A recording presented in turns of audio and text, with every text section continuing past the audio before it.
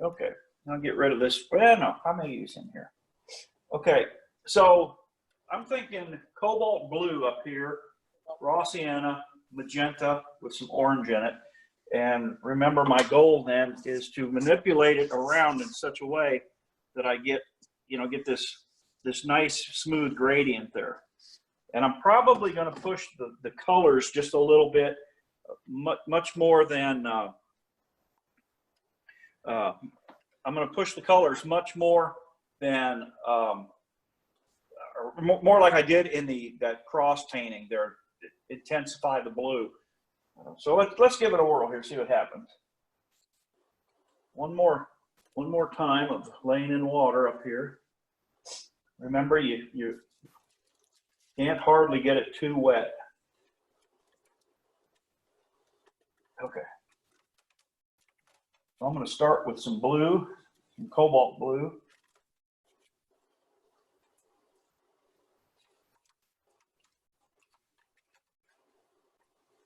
And you can see as I lay that in, it's kind of lighter on this side. I'm not sure what the physics of that are, but that's how it is. So it's darker at the top. If you look in your photo, it's darker at the top. So I'm going to take that to right about there. Clean my brush out as good as I can. I'll show you this too. This is a roll of toilet paper, and it is got paper towel wrapped around it. It's folded and wrapped around, and then it's got a rubber band to hold it together. So this is basically a blotter that pulls the excess moisture out of my brush. Also absorbs the pigment, and it doesn't come back on your brush. So just a little bit of info for you there. Okay, so I've got the raw sienna. Put my blotter down. And I'm trying to stay out of that blue as much as I can at the moment, because I don't want it to churn in there and turn it gray. This raw sienna acts as kind of a buffer. If I put yellow in there, it's going to go green. So that raw sienna will kind of go gray. So it's just a buffer color is all it is. Okay, and I'm going to switch gears a little bit. I just picked up a little bit of that orange, that core transparent pyrrole orange. You don't have to use it if you don't want, and if you don't have it, don't worry about it. But it gives a little bit of that color cast that we like. Okay. And Stu, I know you are new to my process, so if you have any questions, don't hesitate to ask, okay? Okay, so here goes the magenta. And I use magenta over alizarin crimson just because it's more vibrant, more intense. There we go.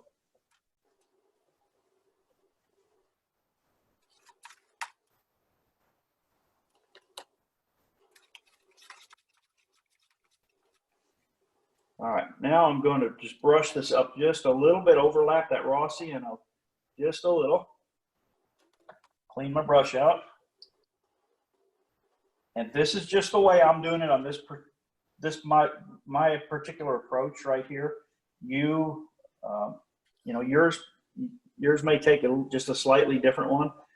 I'm just deepening that color right there.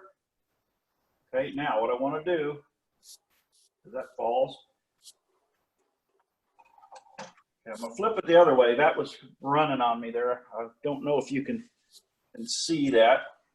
This was trying to run down. So I just kind of put a stop to it. So now if you'll watch that, you see it running over here. So let's do this. You can see it running down right there. I'm going to pick up this extra that's floating around the edges. Apologize for the sniffles. It's allergy season. Okay, so I want you to just really focus on this. Yeah, I think I was going to zoom in, but I think you can see what it's doing there pretty good. Okay, so I'm going to let it run down to, you can see this leading edge here.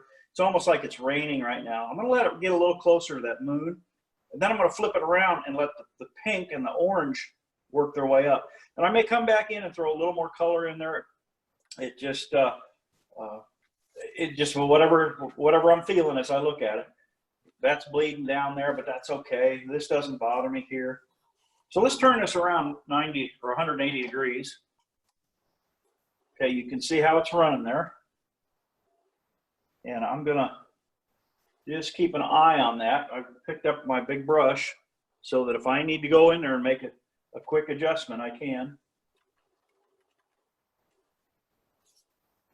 You know, I'm getting a really nice transition right here. I like that. I'm not happy here yet, but again, I've still got time. Hopefully you can see how this is just getting that nice dusky cast to it. That pink is just slowly working its way in there. And to see on my camera over here to my side where you can see me, when I step over here like this, there's a big picture window in my living room. That's where I'm painting today. It's letting this natural light in. So I can look over here and I see the glare on this paper. And that tells me that the paper is plenty wet. And so as long as I've got a shine on there, I can go back in with moisture and pigment and not hurt a thing. If I start to lose that shine, if it starts to get, you know, like a matte finish to it or even drying out, then I need to stay out of it. Okay, so this is working great here. Okay, time to flip it around this way. Now, by flipping it that orientation, all these vertical stripes in the blue that you see are going to move this way and kind of level. Again, I'm checking it. Okay, and I'm starting to lose my shine there, so I've got to be real careful at this point. See what it's doing there? So I grab my pretty damp brush, get some more raw sienna, and I just do this right here. I don't know what that chunk of black stuff is there. It's not what I want though. And I'm just barely kissing the surface with this brush because I don't want it to scrub that paint in there. Okay. Can you, I don't know if you're able to see that. Let's see, which go this way here. If you can see the gloss on there. But it's losing it a little bit right down here in this pink. The number one thing I can tell you at this stage of the game is don't panic. That your instinct wants to panic and say, oh, it's messing up. Just keep working with it. You know, your understanding of the medium obviously comes into play, but just don't panic. When I was painting that blue sky on Saturday in that cross painting, I was wanting to push the panic button because nothing was working. And I just had to tell myself, hey, this is what I tell you guys all the time. You know, take your time, work your way through it, and it'll come out.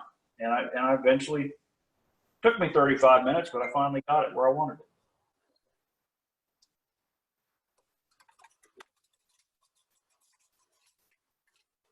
Okay, this is flowing here. Okay, this is the only thing that's bothering me right here. I've got a dark band right there. I'm not sure what's going on, but what I can do is go ahead and get some more of my blue here, my cobalt, and just come in and try to overpower that a little bit, just like that. Okay, so let me bring in here. And again, what I'm seeing pop up on my camera there is not as stark or intense. I mean, what I'm seeing pop up on the camera is more intense than what this looks like to my naked eye. It's a pretty good transition. I'm not sure if you can see it, but I do have this real faint line going across here. Not a deal breaker, but I may work on that later. Just depends how I feel about things. So the other thing I want you to notice now is I hold this up to you. If you remember all the ripples that were on there before, how that absorbed the water and it just buckled and bowed and everything. When you dry it with a hair dryer, and as you're drying it, once it's damp but it's not wet, you can just take your hand and gently gently rub it over it like this as you're drying it. You're not pushing down on it, you're just gently rubbing it. I don't know why, but it will lay that paper down flat again. And you can see that's just almost flat as a pancake now. So that is a good little tip, good thing to know. Okay, so do a little quick comparison here to what I've got. Got a little more color going on, or at least it appears that way, but that's all right. This is not as vibrant as I mentioned earlier. Really, from like here down, I'm really happy with it. I'm not displeased with that, but I really like what's going on here. That worked out good. I think it'll give me that nice pink glow that I've got behind those trees. All right, so I want to attack this foreground now, and again, I'll hold this up. If I remember right, and along the tops of these trees, the sun is over here, but behind me and going down, it's really low in the sky.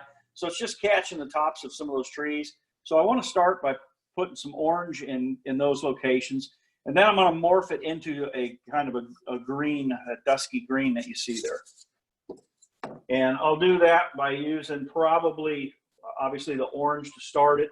And then I will take and probably mix some blue and maybe a little hint of yellow with it. And that'll gray that green down for me. So let me find a good brush for that.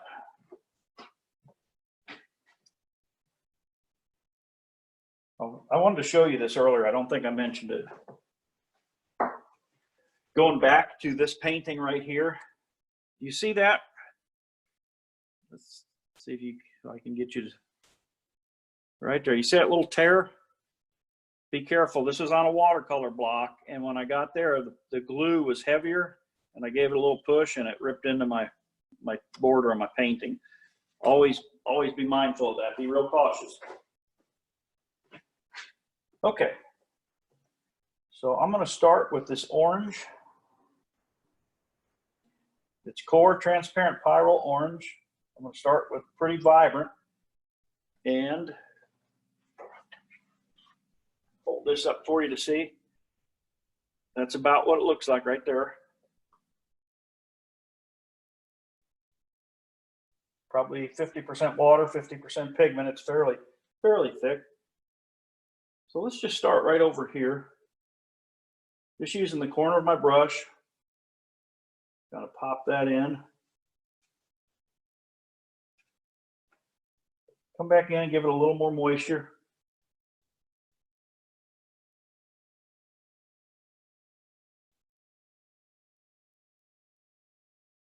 And then come along here, put that in.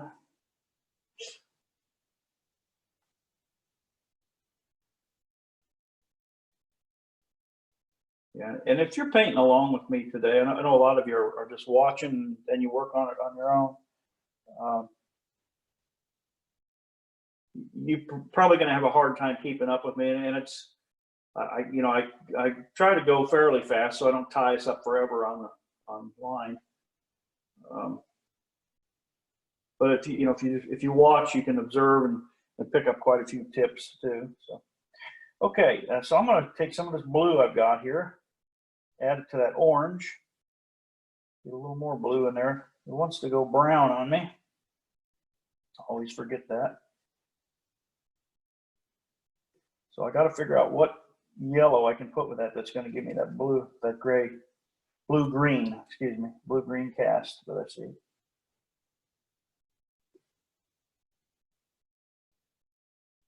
I don't use tube greens typically because they're just not a good color to use. Okay, so here's a nice, I'm using like a lemon yellow and the cobalt blue, and that's what I'm getting right there. That color right there. You can see, try to get it where you can see some of the yellowish cast to it. And I'm not mixing it up like stirring house paint or cake batter. I've got it just kind of smeared around on my palette. Some of it's bluer, some of it's more yellow. And I'm going to come in here and just do that right there. While that orange is nice and wet, I'm going to pop that in.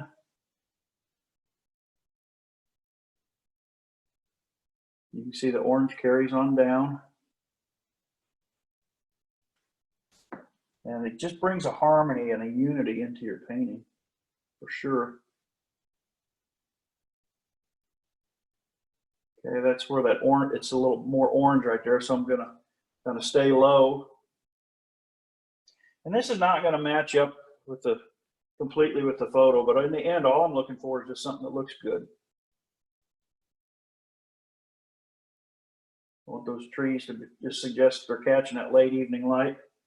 That's working right there. I like that. Okay, so I'm gonna take this on all the way down. It wants to run a little bit, that's okay.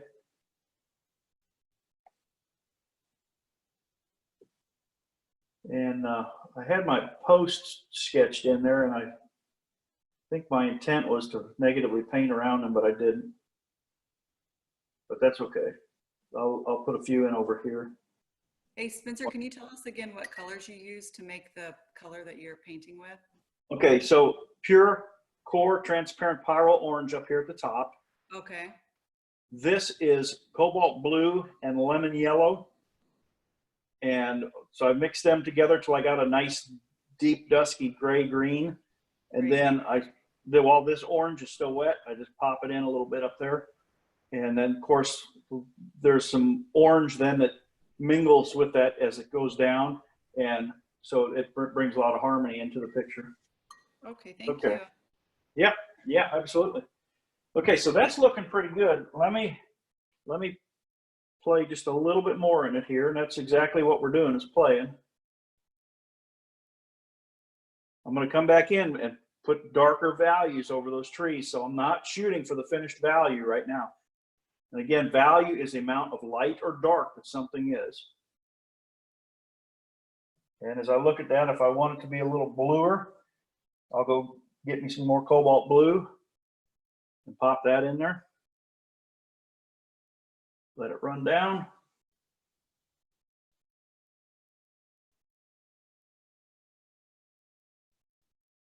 I want to save those. I got a couple little highlights there that didn't get covered over, so I'm just going to save them. They kind of look like fence posts.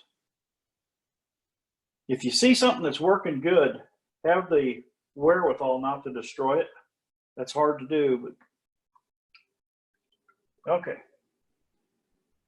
Put that brush down, throw that over there, and then come in here and blot this up.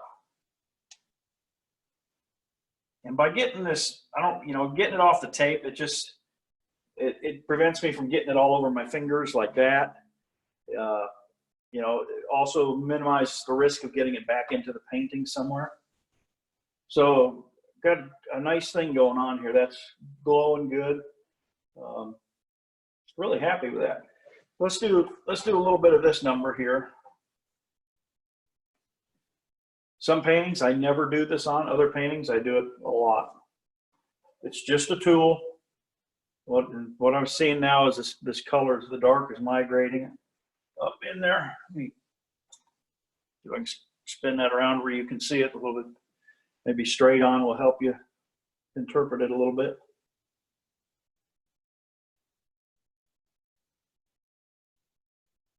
So I'll let that run for just a minute. I see what it's doing there. That's going to get covered over with a darker color, but a darker value, let me put it that way. But that's all right.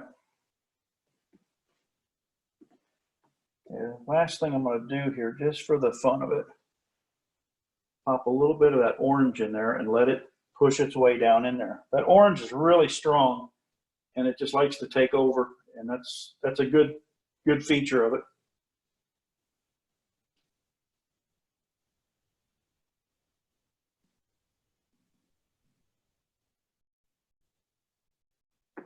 Again, yours doesn't have to be and isn't going to be just like mine.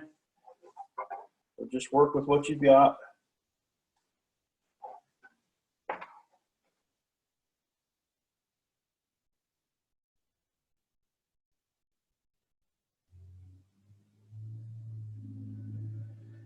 So right now I'm just popping in kind of some tree shapes. farm truck just went by, making a lot of racket. You probably heard that. Okay, that's what that orange is doing now, is really making that the center of interest there. It kind of pulls your eye into there. And eventually the viewer is going to find the moon up there. But now the key is going to be getting these nice rich darks in where the trees are and showing the definition of the land. That shouldn't be too difficult to do. Okay. So down in this area here, we've got some nice color, and it's just got that deep shadowy dusky feel. So I like that. And then we got variety of texture. We got little highlights that I painted around just by happenstance, a little dark spot there. This is just natural migration of color and pigment. It's kind of grainy, so it's just suggest brush or something, because this is a fence row along here, and there's going to be some darks put in there, so that'll work to our advantage there. And then of course the trees back here, this is going to get darker right in through there, which will make this field, even though the field in the photo appears light, it's kind of a lighter green, and here it's going to be orange, but that's okay. It's going to be believable. Next step then is going to be to get the darks of these trees in here. So at this stage of the game, I don't want to introduce any new colors. I want to develop it from the same color palette that I've got here. Basically, for the most part, cobalt blue, core transparent pyrrole orange, magenta, and lemon yellow. Those are the four main colors that I'm using here. I did use a little bit of a phthalo blue earlier up in here, but it really doesn't do that much. It doesn't impact it that much. So I'll let you look down. So you can see what my palette looks like right now. It looks like an aerial view of a desert with all the pigment sand dunes going across it there. Some of the colors are kind of dirty, but that's what that's what I'm using right now. I'm not going to dive in and grab any new color probably. I'll just maybe take that dark that you see over in the orange area that's got some blue in it, and that will become the dark of the trees that I'm going to use next. And I'm going to throw a little bit of, I'm looking at my photo over here, and I'm going to throw some magenta into it, because that will give me a rich dark. So I've added a little bit of blue to that dark that I was telling you about there that you saw. And I've added a little bit of magenta to it to enrich the value, as well as give it some more of that pinkish cast. So I'm just going to start right up here with I got a round brush here. This one is a Kolinsky Sable, but it really doesn't matter. Just what matters is that it's a brush that you're comfortable with, and it'll do the job you want. This could be a flat, but this happens to be a round. So I'm just looking at the photograph. It's off to my left, and I'm just trying to emulate those dark shapes. I want some holes in it, sky holes where the light comes through. Just like that.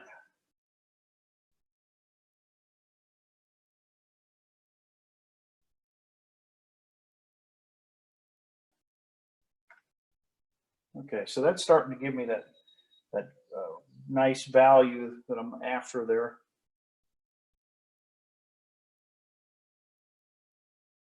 And I'm just about to lose my pencil lines here, so I've got to be careful that I don't go too far.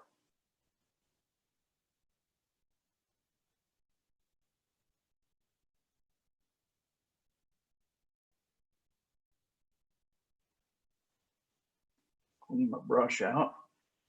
I'm just going to use that damp brush, the edge of it, to pick up that puddle that's trying to form at the bottom, because I don't want it to go running down on me. Now let's try something just for the fun here. Got some cobalt blue, and I'm getting some of that lemon yellow. Excuse me. And so I got kind of a green here. Show you again. It's got a little bit of a greenish cast to it. And while that dark that I just put in there is wet, I'm going to Just punctuate it with a little bit of that to give me some variety. And again, to get that color harmony of that green going up in there.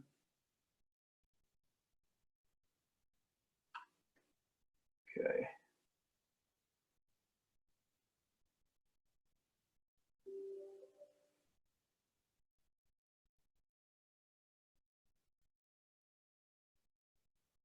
Okay, so now you can see this in your photograph. This is that orangier area of the tree.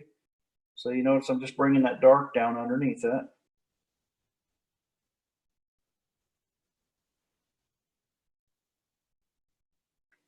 About like that. And then I'll take some of that green that I mixed up and just kind of feather that a little bit. Just suggesting, you know, some shorter trees in front of it, or maybe just shadowy areas underneath this bigger tree. Really doesn't matter. You just want to tell the story. And then we get over here, it gets pretty dark. So you'll have to decide how dark you want it to be.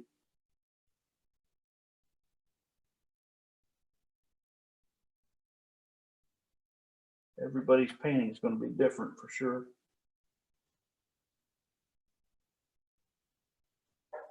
Carry that all the way over.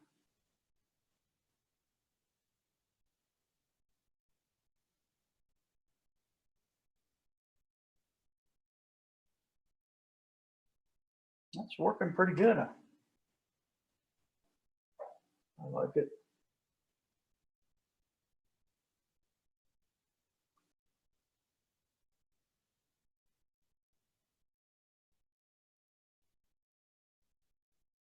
Okay. So that carries all the way across there, and I mean, I think it's just spot on. Really happy with it. So now I'm going to tie in, put that down, pick this up.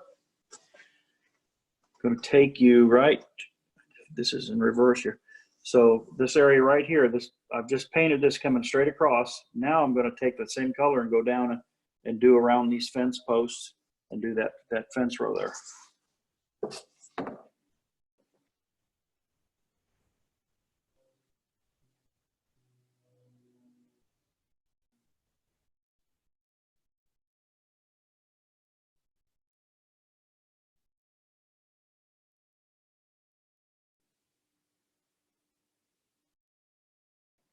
Something like that.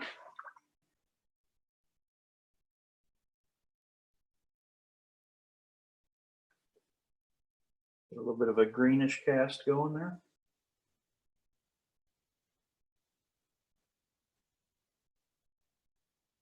Keeping it simple is by far the best way to do this.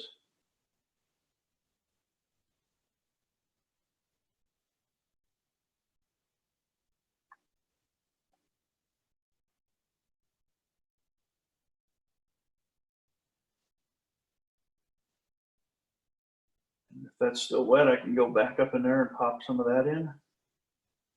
And you can see that it's moving, so it's still wet. That's going to give me variety. It's going to give me a new dark, make it a little darker, but a little different color.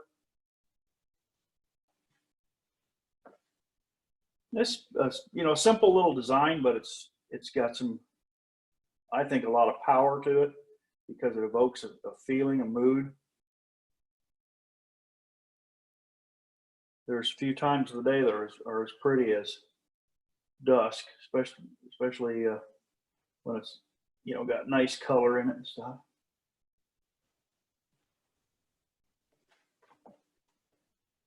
Seems to me it's a little much of a contrast there, but we'll work on that here in a bit.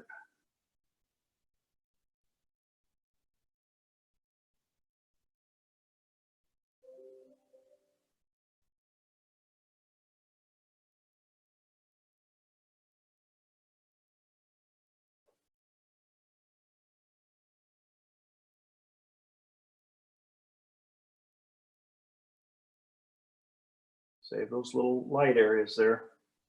They're important, at least to this picture, they're important. Sometimes you could cover them up because they don't really do much, but I'm just suggesting there by negatively painting where fence posts might be. So, you know, I don't have every fence post in there. I've got 1, 2 there, maybe a chunk of one there. 1, 2, 3 here, but you notice this one is up above, that one goes to full length, and that one is cut off. A little chunk of one there. So just a suggestion of them is far better than having every one of them in there nice and neat. Let's see what was happening there while I was talking. So I'm going to take my finger and just kind of soften that ridge there a little bit.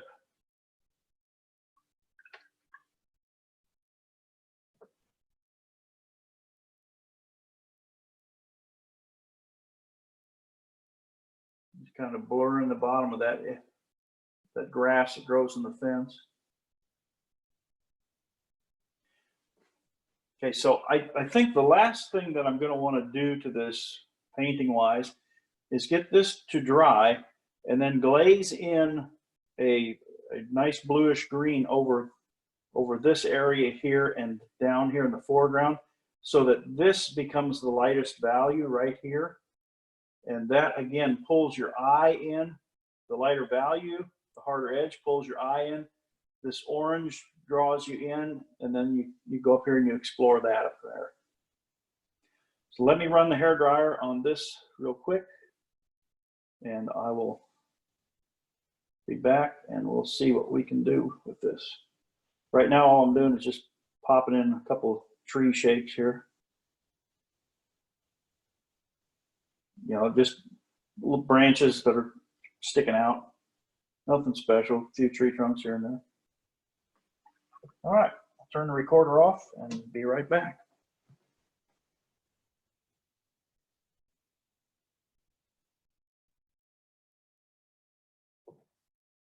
All right, I messed up a while ago when I forgot to turn the record button on a minute ago. So we lost a little segment of it, but if there's enough of it, you'll be able to you know, get all the information you need for this. Okay, so everything I think is looking good. You know, look how nice and crisp that is. That tells me my values are good and interesting there. So I said I wanted to use some white and just suggest some tree trunks back in there. And then I also want to take a brush and try to soften the edge of that moon. Just you get that kind of a glow. So let me try that too. So I've got a tube of Daniel Smith white, titanium white here. It's just watercolor. And I'm going to grab a little low Cornell brush, probably about a number 6. And what I do, I push that paint up in the tube. You see it start to come out there. And then just take your brush and get you some of it on there like that, a little glob of it. And so I'm just going to plop it down here in some pink and orange that's on my palette. And I'm going to mix it a little dark because I don't want it to be too bright. And so just looking at my photo over here, I'm seeing where there's trees coming down.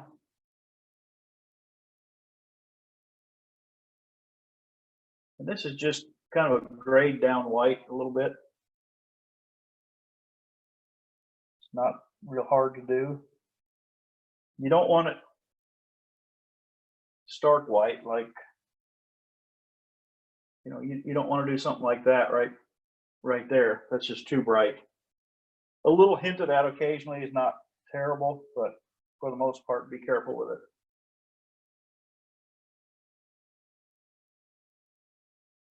One thing with that right there, what that does do is serves to pull your eye right in there.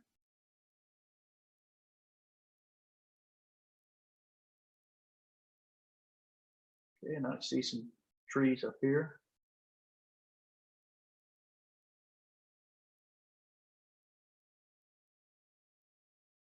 And I'm just improvising here, just where I think a tree would look good.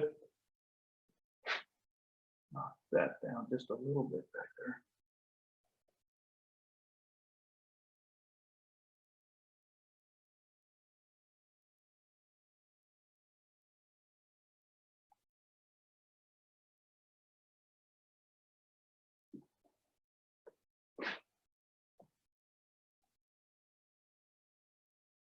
a few more over this way. These are going to dry so light, they're hardly going to be noticeable. That one right there is obviously the strongest one. And that's pretty good spot. It works good. Now you can put a few fence posts in with that if you want. The thing is, you don't want any particular item drawing too much attention. Like these fence posts I put in, they just kind of add to the effect of these others. This guy right here, he may be a little bit strong.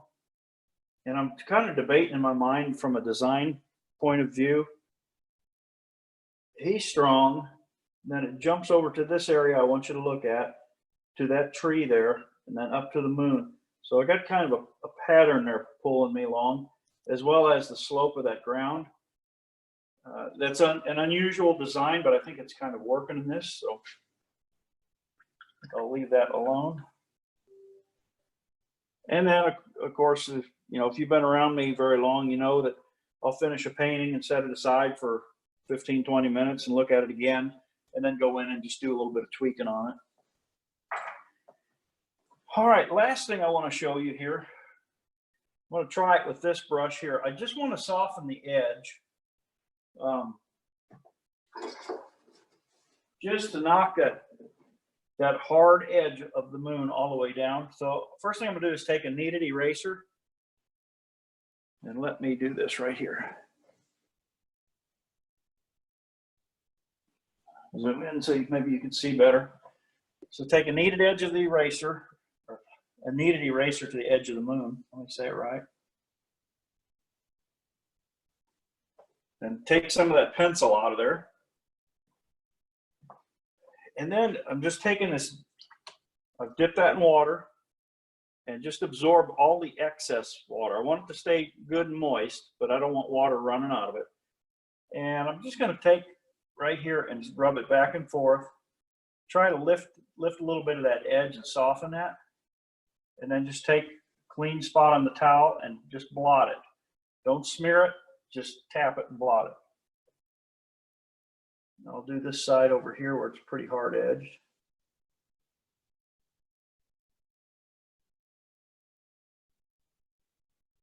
Blot it. And do it until I am happy with the result.